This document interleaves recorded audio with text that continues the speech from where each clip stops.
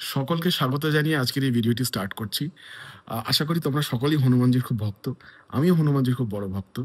তো আজকে হনুমানজিকে নিয়ে একটি খুব মজাদার গল্প শুনবো আমরা। সো চলো দেরি না করে ভিডিওটি শুরু করা যাক। হনুমান হলেন এমন এক চরিত্র যার শক্তি, ভক্তি ও বিনয়ের কথা যুগে যুগে মানুষকে মুগ্ধ করেছে। আজকের এই কাহিনীতে উঠে আসবে গরুর ও হনুমানের এক অসাধারণ সাক্ষাৎ এবং এক গভীর শিক্ষণীয় মুহূর্ত। একবার ভগবান বিষ্ণু গরুরকে পাঠালেন হনুমানকে ডেকে আনতে। সেই সময় হনুমান বয়সে প্রবীণ হয়ে উঠেছেন। গরুর, যিনি নিজেই বিষ্ণুর বাহক এবং অসাধারণ গতি ও গর্বের অধিকারী, বৈকুণ্ঠ থেকে ছুটে এলেন পৃথিবীতে হনুমানের কাছে। গরুর এসে হনুমানকে বললেন, ভগবান বিষ্ণু আপনাকে ডাকছেন, এখনই চলুন। হনুমান তখন পরম ভক্তিভরে রামের নাম জপ করছিলেন। তিনি গরুরকে বললেন, তুমি আগে যাও, আমি জপ শেষ করে চলে আসছি। গরুর ভাবলেন, তাঁর কাজ তো শেষ, তিনি খবর দিয়ে দিলেন। কিন্তু একদিকে গরুরের মনে অহংকারও ছিল যে তিনি আকাশের দ্রুততম যাত্রী। আবার তিনি ভাবলেন, হনুমান তো বয়স্ক, তাকে পিঠে তুলে নিয়ে গেলে সুবিধা হয়।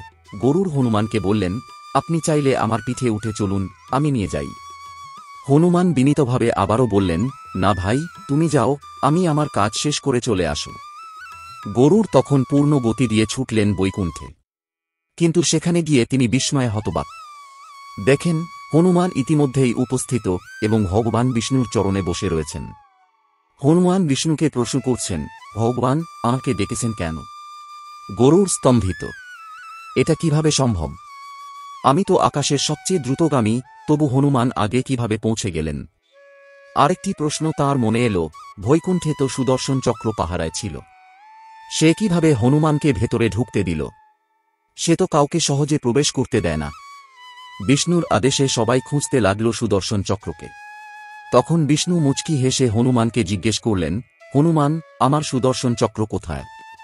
হনুমান বিনীতভাবে মুখ খুললেন এবং দেখা গেল সুদর্শন চক্র তাঁর মুখের ভেতরেই আছে।